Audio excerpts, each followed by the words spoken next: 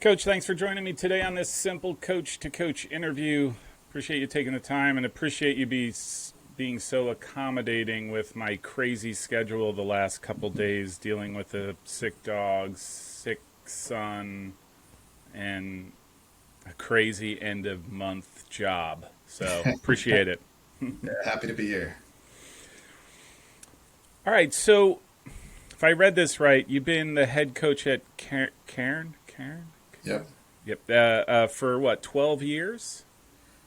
I guess about 10, 11 seasons. 2014, I took the job. So with Oh, okay. COVID, it's always trying to like calculate the years. Like That's I'm my kind of lost problem. at this point, you know? Yeah. I need a specific calculator to calculate this stuff for me now. But Yeah, maybe you could just start out talking about your soccer experience, sort of how and ultimately how you ended up finding yourself at Cairn. yeah, for sure. I'm originally from kind of central Pennsylvania area. So I grew up there, played there.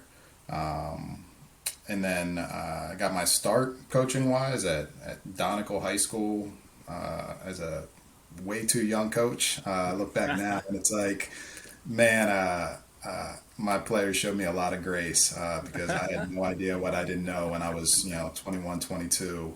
But you knew a lot of it. Uh, Yeah. for sure, and it's also like an important lesson, when you look back now as a 40-year-old, like just how important, I was just doing things that my mentors or coaches did, and just trying to follow along. And grown a lot since then, and you look back and it's like, whew, yes, I was a young coach for sure. I was that dude. Yeah. So I started there. I was there for a few years, an assistant at Lancaster Bible College for a few Oh, yeah. years. Um, Had a great experience working under a head coach who just really stretched me, challenged me, just Hmm. made me a better coach. Learned a ton, and then moved to this area. I was at the high school level for a couple years, and then 2014 had the opportunity to work at Cairn, where I'm at now, and it's been a journey. So, Hmm. uh, man, the first year was rough. I think we were 2-15. Humbled me, but I had a really great group of guys. So when you're transitioning into a new job, just having a group of guys who are buying in, even though that they might not see the fruit of the vision and of the Hmm. work. And I was really grateful and blessed to have a group of guys who who, who bought in and are still involved in some capacity now, but didn't get to experience it on the field. Hmm. Um, did you? I mean, was it always your goal to become let's just say, a Division III head coach, or is it Um, just sort of like happenstance you stumbled upon this life? I knew pretty early on that I wanted to coach for a living. Hmm. It was I think maybe 2 weeks into my first job, it's just like, I don't know. People say you got the bug or whatever. It was just like, man, I knew I needed to do this in some capacity. Yeah. Throughout that journey, though, it's like you doubt if you can do it at a full time capacity at times. You're like, you know how hard it is. It's a little bit easier Yeah. now, but like, it's a competitive field. D3 wasn't full time. There were only a few D3 full time coaches Hmm. 15 years ago, right? Hmm. So yeah, I knew I wanted to coach, full time. That was always the goal. And yeah, and now just where I'm at in life and kids and working 5 minutes from home and being able Oh, to nice. balance all those things to do what I love and also be a husband and be the husband and dad that I want to be as well is just it's a perfect marriage. So I just thought of something. It's amazing how your path sort of leads you to the point you are today. I just, Yeah. everyone does that, but there's some things that, again, my own personal journey. You're like, I just can't believe I managed to get here in one piece, and and here I am Yes. enjoying a pretty Yes. good life. You know, Yeah. hey, I usually say this for another, but I'm actually looking. I was. So I did a Fields of Dreams. I don't know if you saw, where I Yeah. walk around campus and I Yeah. take, and that's where I think we originally connected Yeah. back when that was done. I'll post a link down below. Is there, I mean, has there been a focus at Cairn on athletics? Because your athletic facilities, I mean, in lock, stock, and barrel are, I mean, pretty impressive, right? Like, and so I'm Yeah. just curious: is that been intentional? Is it? Definitely.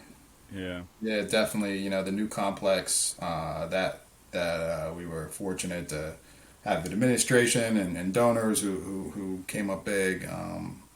That complex was this past season was our first season in it.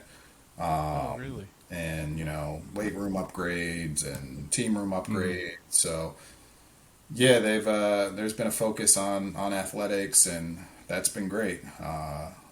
You know, I will say prior to prior to playing on this field, you know, we were on a field that saw better days. So you know, our seniors were our seniors and grad students who you know, this year they were in heaven. It was just you Yeah. know. So, but yeah, It there's is. I'm gonna put a picture somewhere. Maybe I'll throw it up. Like, it's pretty impressive. The field, the stadium field setting, brand new. I mean, it's pretty cool. I got sidetracked. I'm a geek. I'm a geek about that sort of thing. You know, I keep saying, like,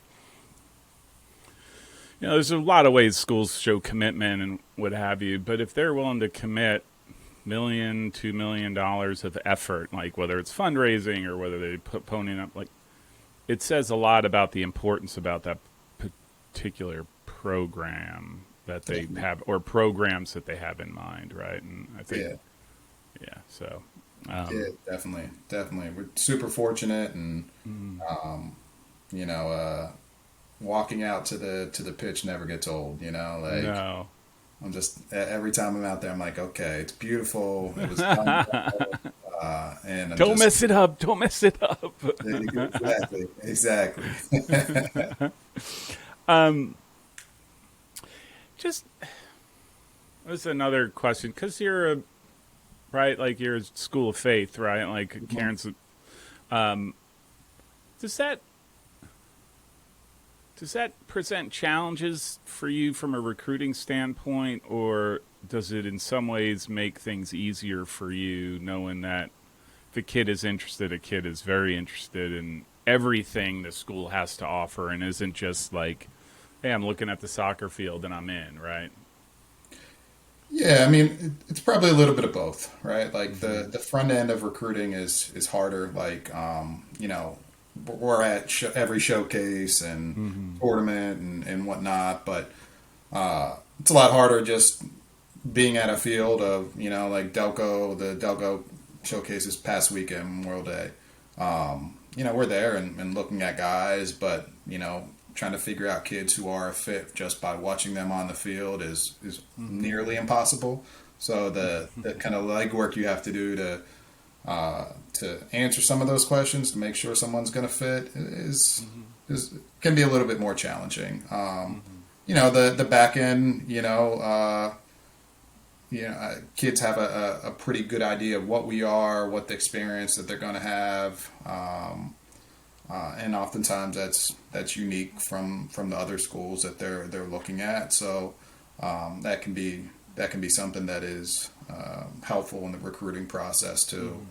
But it is a learning curve, you know. Like when we have new coaches come in or new coaches on our staff, like that's always one of those conversations you have. You know, first day, first week, first year, and then like the second year, they're like, "Yeah, I understand some of those things that you were."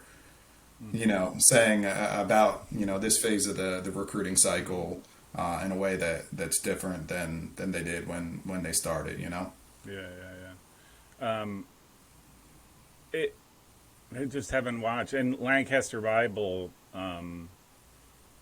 is a great example, right? Like, you probably bring in kids that, like you said, eyes wide open, understand what they're there for, and sort of that, I'll just say, the higher mission of why they're going to the school, right? So that, Right. I got to believe that sort of helps from a cultural standpoint for your program.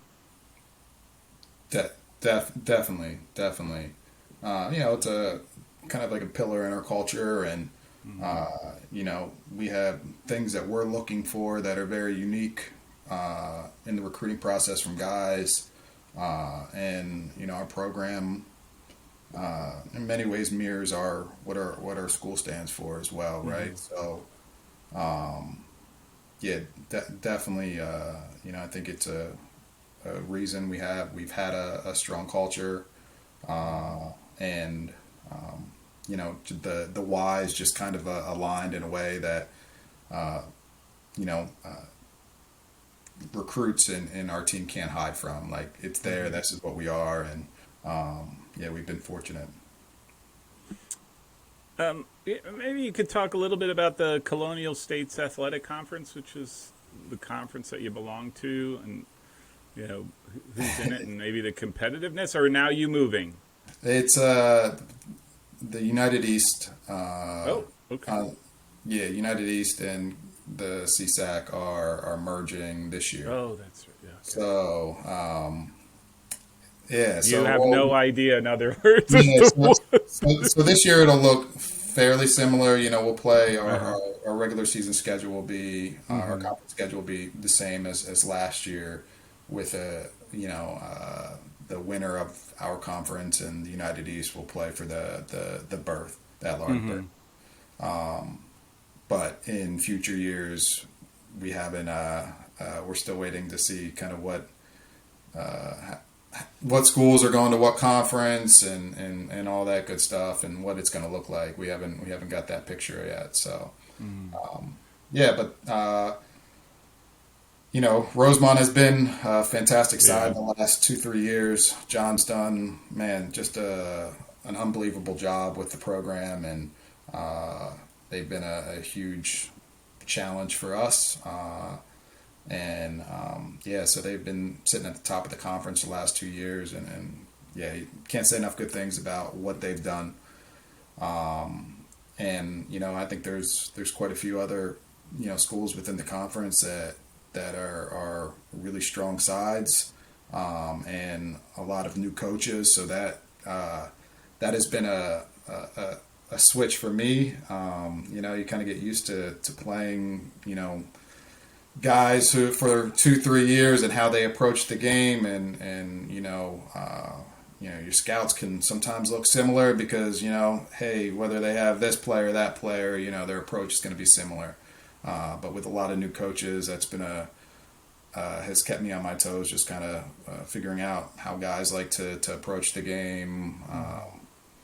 What are some of their tactics that they're utilizing, and how we need to break them down, or how they're looking to break us down. So it's been a competitive conference, but Rosemont is kind of sitting on the throne, and that's been with the target on its back. Yeah, right. Yeah. Like the reality of it. Yeah, absolutely. And rightfully so. Everybody wants to be where they're at, right? So yeah. Hey, I actually did a Fields of Dreams from Rosemont as well on their gray turf, or their like whitish grayish turf, which was pretty cool. Like, it's amazing. So the first non-green turf that I ever saw really was at Marietta College in Ohio, and they have a blue turf. yeah, And then suddenly it's like, I guess this is the wave of the future, right? Because then go to Rosemont, they got the turf. It's light gray, I think, is what the. yeah. So anyhow, It's interesting, So I'll take green, but that's yeah. Like, can we just keep it normal for a little bit? Change. Hey, what? Where do you generally recruit from like your localized area or just sort of being I think I'll just say the schools of faith tend to attract folks from a little bit wider net. Is that so? Where's your general recruiting pool from? Yeah, I mean, I think Mid Atlantic is where probably most of our, probably the greater percentage of our guys come from. So kind of that region. But we have guys, I don't know, maybe 10 to 12 states and a few internationals as well. So kind of the Mid Atlantic is where we know that most of our roster is going to be made up of. So that's a region that we have to hit really hard in recruiting. But yeah, with we've also pulled from much further. We have a goalkeeper coming in this year who we're really excited about, who's from right outside of Lancaster, California. Wow. Yeah, yeah, and then Thailand. We have a kid coming in from, and so definitely not just tied to that region, the Mid Atlantic region, but yeah, we also know that we have to do well there in order to just kind of create the roster that we want. Yeah. Yeah, that's interesting. You're gonna have a. I'm curious about the kid from Thailand. I mean, hey, who wouldn't be, right? Just throw that out there. Yeah, for sure. You know. All right, so just give me your sense, your assessment of your past season. You went 9-6-5. I mean, you have a tough schedule, even outside of conference. Like you're playing some teams. You're playing obviously Lancaster Bible. You're playing Widener, which had a fantastic season. Yeah, Eastern is perennially tough. Goucher had a really good run this year. E-Town was solid. Yeah, Elizabethtown. Yeah. So yeah, and obviously Rosemont, right? Like they rocked it again. Yeah. So give me a sense of your season. Give me an assessment of your season. Yeah, it was all things considered, we were pretty pleased with the year. We played our toughest non-conference schedule that we ever have. So we were definitely challenged in that area.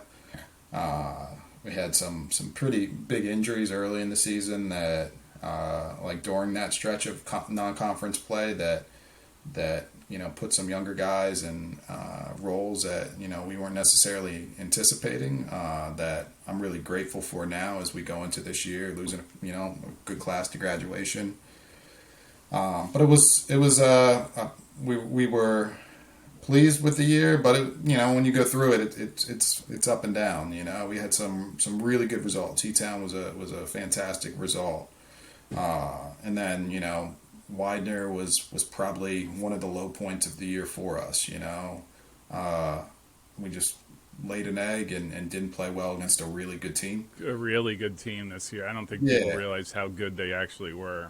Yeah. For sure. And, when you play that game early in the season, too, we were down, I think, 3 guys in our back line. And you also can't see just their quality, like, play out. Like, I knew after playing them, I was like, that's a really good team. But then you see what they do in the MAC, and you're like, okay, that was a really, really good team, That looks different in October than it feels in September, So we had some highs and lows for sure, and ultimately coming up short in the final definitely hurt. But our guys probably are sick of hearing it, but I would say you get the results you need, not always the ones that you want. So it's taking the lessons from that final and that season and letting it shape the work that's to come afterwards, and that's what we've tried to do for sure. I got to ask you. I always ask this question just because So you played. Sorry, let me go back. You played Rosemont the the week, not even a week before, and you tied them one Yeah. one, and then you lost them in the CSAC championship 2-1. Yep. Was there a difference between those games, you think? Or do you think it was like the continuation? It was like a third quarter and then a fourth quarter. Man, it was in the final in the regular season game, our number 10, who was conference player of the year, he broke his arm in that game, and just had a fracture that needed surgery. So he missed all the playoffs, and he was a big cog for us, and Yeah, how we yeah. approached the game, and how we thought we could threaten Rosemont. So Uh-huh. so just from a like who was available, like, Personnel, yeah. yeah, for sure, that was a big change for us. Hmm. So we had to pivot and kind of change the way that our midfield was going to be shaped out, and personnel changes that. And I thought guys stepped up and did a fantastic job, especially in the semi against Keystone. Hmm. But he was a big loss, especially where he matched up on the field with Santee, who's Rosemont's just a fantastic player, man. He was probably the best player we saw all year. Hmm. We knew that he was going to make him work on the defensive end a little bit. Hmm. We just couldn't quite do that as well as we would have liked in the final, and we were competitive, but Rosemont, man, they finished that game really well. Yeah, yeah. I'm always curious about that, right? Like, sort of how that happens. You play him, and then you play him again. Obviously, in the conference tournaments, you see that all the time, and Yeah, different results, right? Like, something's. I always wonder the difference in how you set up, or is it just just going at it? I mean the regular season finale had a lot of implications. Like, if we won, we would have been the 1 seed. If we Yeah, tied, we locked up the 2nd seed. If we yeah, lost, we would have been the 3 seed. yeah, So like it was an interesting game just on yeah, that end. yeah. Like, we would have loved to get a result and host all of playoffs, but it was kind of an interesting game that had a lot of twists and turns with injuries and uh, you know, Yeah. but yeah, Well, it was, yeah. it was a good game. I get that, right? Especially if you have a key cog in that in your game that is unavailable. That's unsettling on a number of aspects, right? Because you almost are forced to change the way you approach the game because of the one guy. And if your player of the year is out, man, that's a big cog to fix, right? Or to work around. Yeah, and listen, all credit to Rosemont. Like, Yeah, oh, yeah, even yeah, yeah. even if we have them, like, we might not have enough. Mm-hmm. We liked. We knew it was going to be a really competitive game. But yeah, for us, it was yeah, it was a blow, and I felt gutted for the kid. It's the second time that the previous year he had a season-ending injury in the last Oh week or my god. so, and Yeah. so like he was just absolutely Yeah. gutted. Yeah. And he had a fantastic year. I mean, Yeah. he was lights out all year. Yeah. Hey, question I always like to ask too. You did have 5 ties. Goucher, Eastern, Keystone, who you ended up beating in the semis, the CSAC semis, St. Elizabeth, and then obviously the Rosemont tie that we talked about. Now I got to ask you your thoughts on the no overtimes. Did you appreciate not having overtime, or would you have gladly played the extra just to go at it to find who the winner is? Um, yeah, it was strange. Before the season, I was probably on the like no overtime train. Mm-hmm. I do think with the condensed schedule, like it it can prevent some challenges just physically for teams. Playing 110 minutes and then turning around and playing 100. Like we see in the tournament every year. The Saturday, Sunday. If a team plays 110 and Saturday and has to turn around on Sunday, like that's a really, really, really tough fixture. Yeah.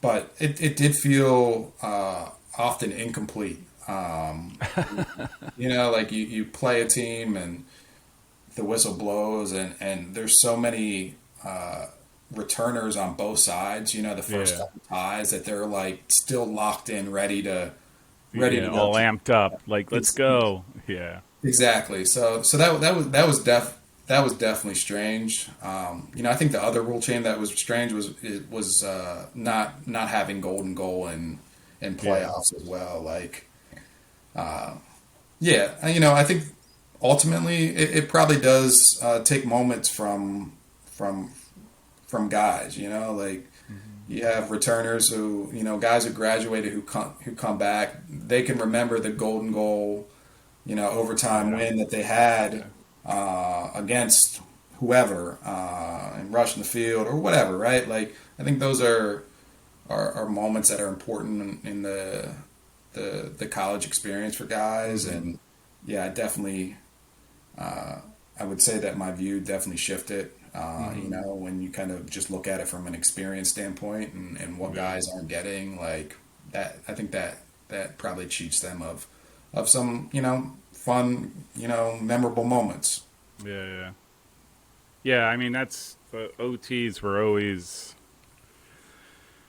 I don't even remember sort of the outcome. It was just more how hyped you were in those 20 minutes, and your legs aren't working, your brain's a fog, and somehow you are like digging deep, and everyone is. Those were just some killer moments. And then whistle blows, and you fall to the ground because you're like, whatever. I don't know. You just can't. Exactly. Like there's something to that. I go back and forth every day. It's like one day I'm like, no, it's a good thing there's no OT, and then on the other hand, I'm like stark raving lunatic. We should go. Every game should go to OT, and we should play it, and just for the emotion of it, right? Yeah, I feel very similar. Like the practical side, I'm like I get it from a load standpoint, and but the emotion and just what it means to guys and those memories. I'm with you. Hey, I'm assuming, did you guys graduate already? Did you do your graduation? Yeah. So for your spring, what did you have any specific plans for your spring? Yeah. That you can share. Sure. So like, the thing I like about spring is that you're not preparing for a game every 2-3 days. So kind of implementing game model stuff and being more intentional about different areas of the game that we wanted to improve on. Final third was definitely an area that we focused on. Just getting more creative and so for us that was a focal point for much of the spring. Just getting out there and kind of working on that, especially the attacking game model.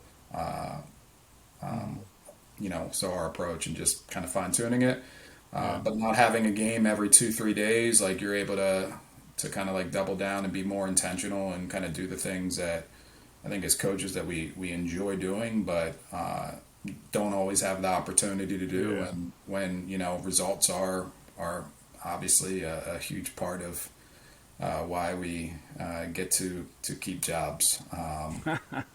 So it's just kind of be more deliberate on proving kind of our approach, and then mapping that out for those 20 sessions that you get, and whatever game time that you get scrimmage wise, or the non-traditional season. Whatever. Yeah.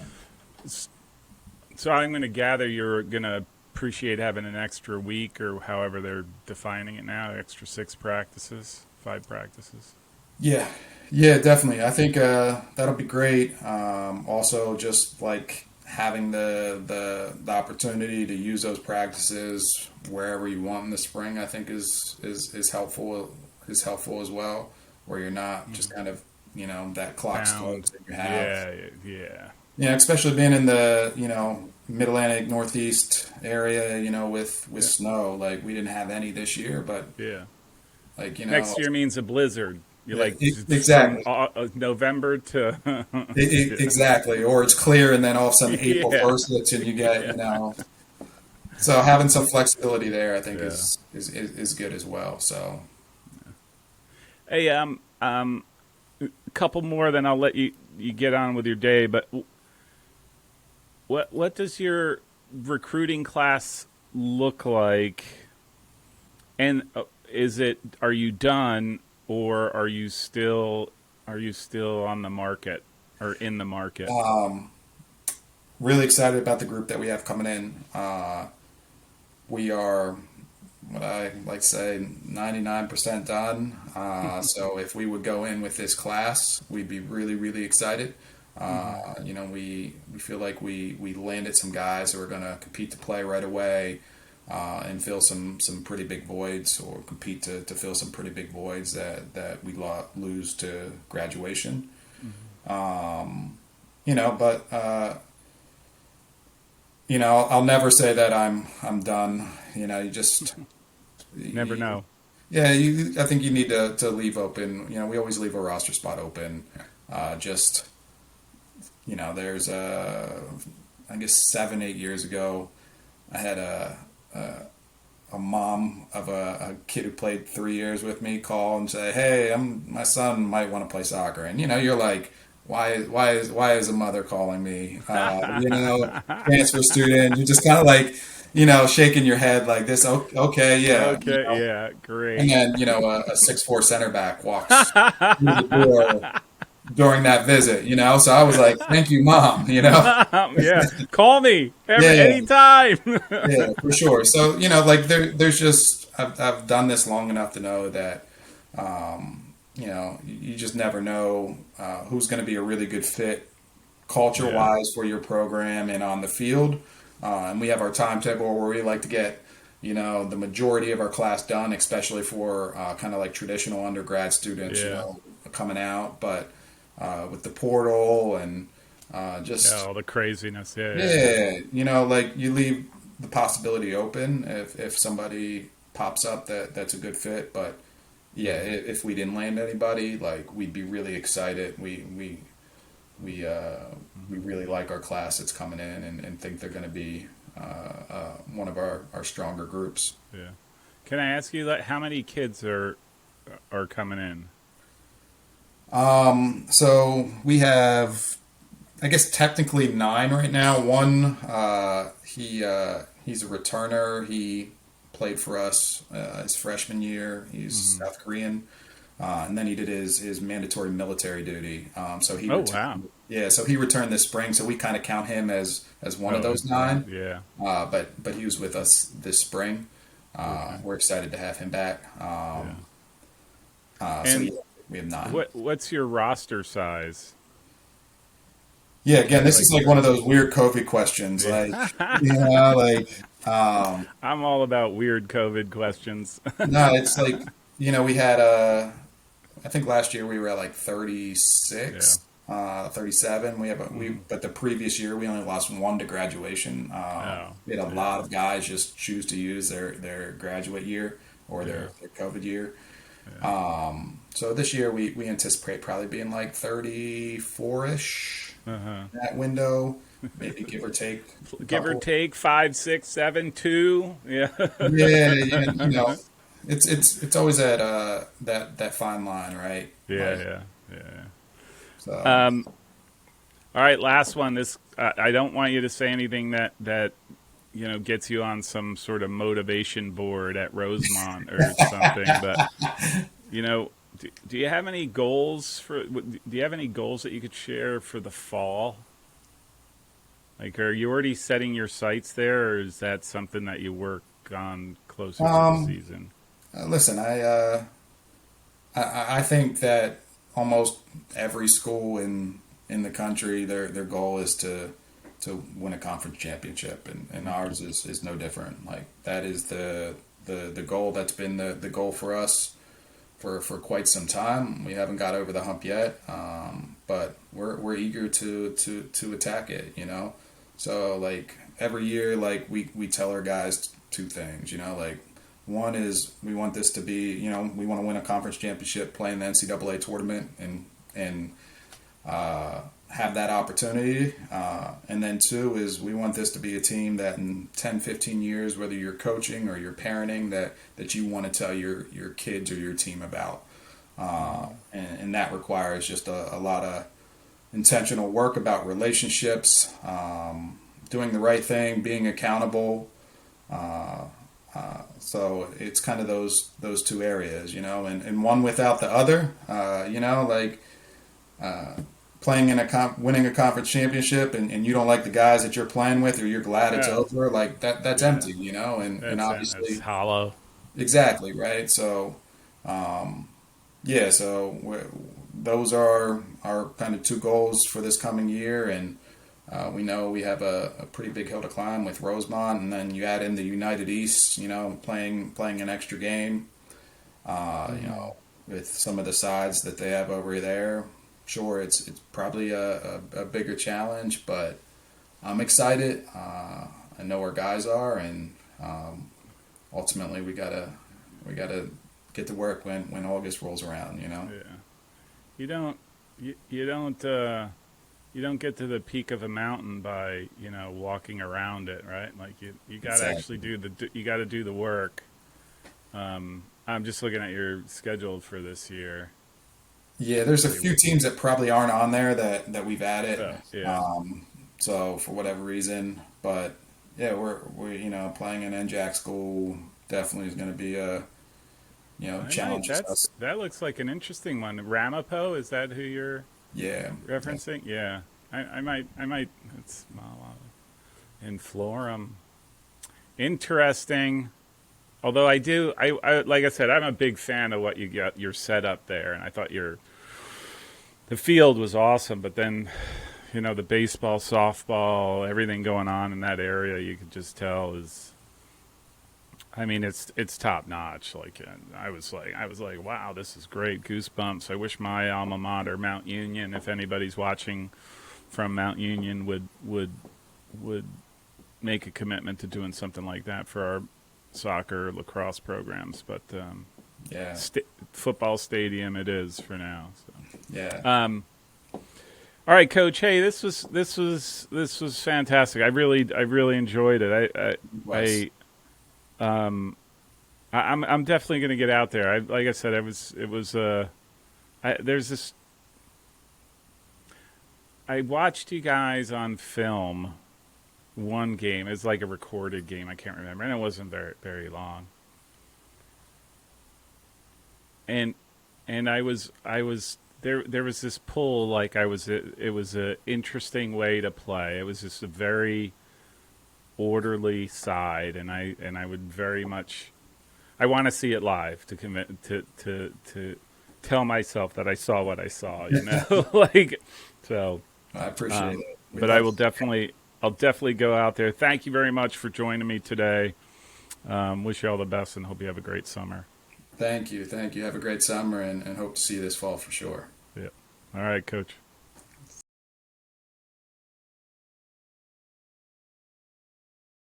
If you like this show, make sure you subscribe so you don't miss future episodes. You can also find me on anti-social media on Facebook, Twitter, and Instagram. Thanks. This is a message from my chief marketing officer. I think this keeps him happy.